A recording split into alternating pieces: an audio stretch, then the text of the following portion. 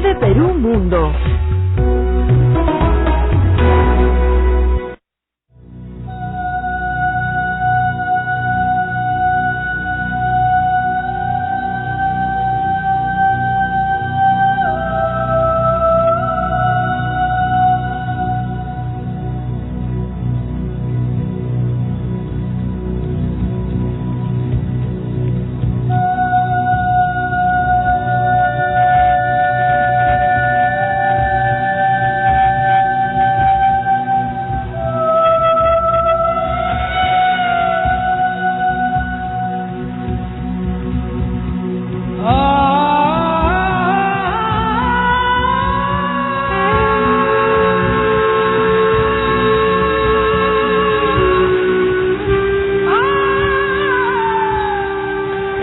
Bien, y este último fin de semana el Papa Francisco recibió en el Vaticano a los presidentes de Israel y Palestina, a quienes pidió hacer un esfuerzo por la paz.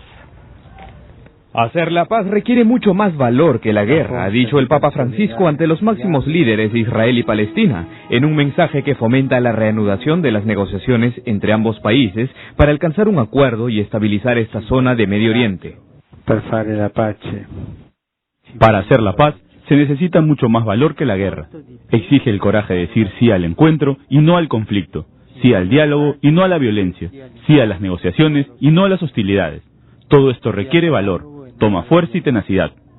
Tras el discurso de Francisco, directo y sin rodeos, Shimon Peres de Israel y Mahmoud Abbas de Palestina tomaron la palabra, también expresando la necesidad de alcanzar la paz para sus pueblos. Queridos amigos, yo era joven, ahora soy viejo. He experimentado la guerra, he probado la paz. Nunca olvidaré a las familias de las víctimas, los padres y niños que han pagado el costo de la guerra y toda mi vida. Nunca dejaré de actuar por la paz para las generaciones venideras. Oh Señor, te suplico, trae la justa paz a nuestro país y a la región, para que nuestro pueblo y los pueblos de Oriente Medio y de todo el mundo puedan disfrutar los frutos de ella, de la estabilidad y de la convivencia. Con ambos mensajes, los presidentes de Israel y Palestina parecen haber comprendido el núcleo de la reflexión del Papa Francisco, que oportunamente lo ha ofrecido en un momento de tensión entre ambos países, tras el congelamiento de las negociaciones, luego de que en Palestina Al-Fatah y Hamas decidieran conformar un gobierno de coalición.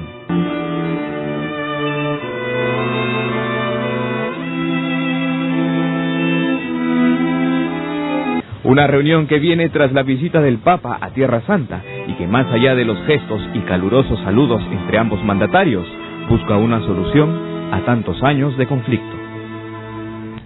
Bueno, pues la paz entre Israel y Palestina, bueno, ojalá que sea una realidad muy pronto, ¿no? Pero es que tantos problemas han dado en los últimos años, décadas y esfuerzos que, no sé, pueden resultar muy difíciles. Además no ha estado Netanyahu, ¿no? Que es en todo caso el poder, ¿no?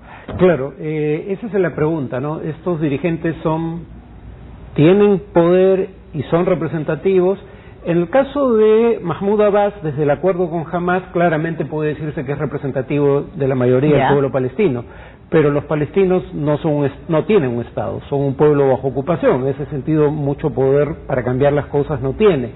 En el caso de Pérez, no tiene ni poder ni representatividad, ¿no? O sea, primero porque el jefe de gobierno es Netanyahu, el presidente tiene funciones más bien ceremoniales, en ese sentido no tiene poder, pero además no forma parte de ninguno de los partidos de la coalición de gobierno, uno, y dos, el domingo participa de este evento en el Vaticano y mañana se elige al nuevo presidente, o sea, es presidente de Israel por 24 horas más.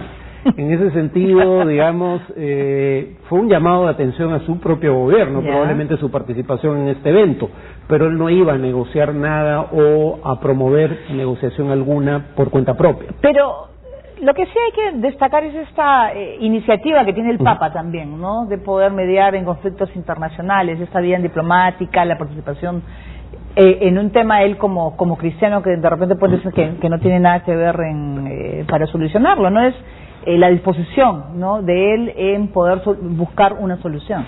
Y yo no creo que haya sido pensado de esta manera, pero en la práctica esto es un jalón de orejas a los radicales de ambos lados, en particular al gobierno de Netanyahu. Muy bien, ahora nos vamos a Ucrania. El presidente Petro Poroshenko ha prometido pacificar el oriente de su país en una semana, aunque estos deseos han sido recibidos con mucho escepticismo por los pobladores de la zona. Oleksievich Poroshenko.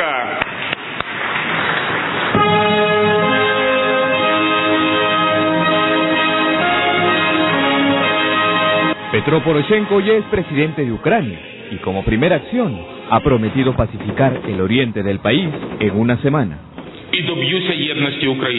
Quiero paz y les prometo una Ucrania unida. Por eso hago la oferta de un plan de paz. Enfáticamente, haciendo un llamado a que depongan las armas todos aquellos que las tomaron de manera ilegal. Prometo perdonar cualquier responsabilidad penal a aquellos que no tienen sangre de soldados ucranianos y ciudadanos pacíficos en sus manos y los que no están involucrados en la financiación del terrorismo. El nuevo mandatario también ha señalado que quiere un diálogo, pero solo conversará con ciudadanos ucranianos pacíficos y no con aquellos que él llama demonios. Poroshenko está confiado en obtener estos logros en 7 días, luego de haber conversado el domingo con el embajador de Rusia en Ucrania, Mikhail Zurabov, el embajador de Ucrania en Alemania, Pablo Klimkine, y una representante de la Organización para la Seguridad y Cooperación de Europa, OSCE. Pese a ello, las Fuerzas Armadas continúan enfrentando a los militantes prorrusos de la zona de Slaviansk, luego de que estos atacaran un puesto de control. Según el Ministerio de Defensa, estas imágenes corresponden a los días 6 y 7 de junio, mismo en el que Poroshenko tomó juramento. En esta misma ciudad fueron evacuadas al menos 120 personas, entre ellos varias mujeres y niños, con la finalidad de refugiarse en zonas más seguras del país. Estoy perdido en este momento, he terminado la escuela, pero no tengo dónde continuar mi educación. Todo está bombardeado, dicen que la comida se acabará pronto, por eso estamos evacuando, asegura este adolescente, que gracias a la ONG Nuestra Ciudad puede abandonar Slaviansk con permiso de sus padres. Tras el discurso de Poroshenko, los ucranianos del este del país no se han mostrado muy esperanzados con las promesas del nuevo presidente, quien más allá del discurso y los buenos deseos, deberá demostrar su amplia capacidad para solucionar el conflicto. Muy bien, vamos a hablar de lo de Ucrania, ¿no? Bueno, ojalá que puedas pacificar en una semana, si es que dispara misiles y que es una intervención, no sé, militar, no sé qué puede ser. No, uno nunca desea ser ave de mal agüero, pero en una semana no va a acabar con el problema. Primero, militarmente no tiene los medios para acabar con el problema en una semana. Segundo, no me queda claro que vaya a lograr negociar un acuerdo en solo una semana para poner fin a los enfrentamientos. Pero en tercer lugar, incluso si lograr un acuerdo en una semana o menos, la pregunta es acuerdo con quién, porque tanto por el lado del gobierno central como por parte de, digamos, los separatistas del este, hay milicias que no parecen obedecer a un mando centralizado. Entonces, incluso en el mejor de los escenarios, esos grupos que actúan en lo esencial por cuenta propia podrían seguir causando violencia pasada la semana en cuestión. Muy bien, nosotros ahora nos vamos a Siria. El presidente Bashar al-Assad ha decretado una amplia amnistía que va a favorecer a los condenados por diversos delitos. En tanto, el Observatorio Sirio de los Derechos Humanos informó sobre un nuevo enfrentamiento de facciones rebeldes. El gobierno sirio ha decretado una amplia amnistía para una gran cantidad de crímenes cometidos hasta el lunes, según han informado los medios estatales del país en guerra. Esta medida llega menos de una semana después de la reelección del presidente Bashar al-Assad y contempla la conmutación de varias penas de muerte a cadena perpetua, la reducción de penas de cárcel de muchos delitos como tráfico de armas y drogas y la cancelación de otras condenas.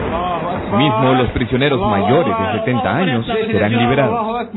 Pese a ello, muchos opositores han señalado que tras las diversas amnistías que ha decretado al-Assad desde que empezó la revolución en 2011, solo pocos han salido en libertad.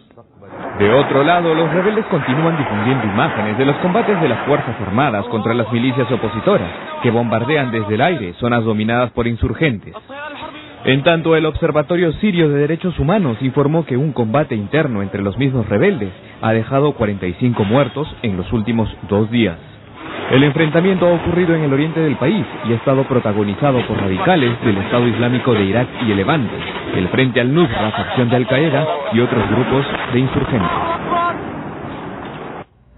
El gobierno sirio ha decretado una amplia amnistía. Vamos a comentar lo de Siria, sobre todo que en el 2012 que 11. Que se conoció que la cantidad de la última prisioneros, amnistía. sí, la única, fue última en 2011. amnistía, pero luego se conocieron casos y fotografías que llegaron a Naciones Unidas de torturas a prisioneros también. Entonces uno se pregunta, no sé, realmente cuál es la situación de los prisioneros también Claro, digamos, cuando tú vas ganando la guerra, tiene sentido ofrecer una amnistía, asumiendo que tu enemigo está sufriendo un proceso de desmoralización y que algunos de sus integrantes estarían dispuestos a abandonar las armas si creen que no va a haber, si creen que no va a haber represalias en su contra.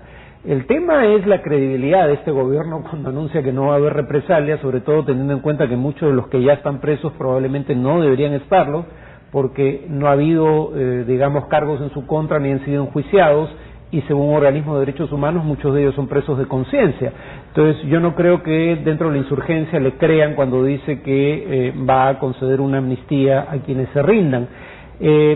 Cuando liberó presos como el 2011, la única amnistía, digamos, en la que realmente hubo una liberación significativa de presos, a quienes liberó son gente que ahora está peleando en el bando de Al Qaeda. Y algunos creen que lo hizo adrede. ¿Por qué? Porque mientras más presencia de Al Qaeda hubiera en Siria, menos probable es que minorías como los kurdos o los cristianos apoyasen a la insurgencia, y menos probable era que gobiernos occidentales hicieran lo mismo. Entonces digamos que la credibilidad del gobierno en este tipo de operaciones no es mayúscula. En cuanto a los enfrentamientos entre insurgentes, todo parece indicar que Estados Unidos está brindando armamento y sus aliados están brindando armamentos a los insurgentes, a los que denominan moderados, con la condición de que ataquen a los sectores de la insurgencia vinculados con Al Qaeda, o peor aún, renegados de Al Qaeda. Muy bien, solamente para acotar que hay, según se sabe, aproximadamente entre 50.000 y 100.000 personas en las cárceles. Vamos a ver qué va a suceder con estas personas. Muy bien, ahora nos vamos a Pakistán. Los pasajeros han regresado al aeropuerto de Karachi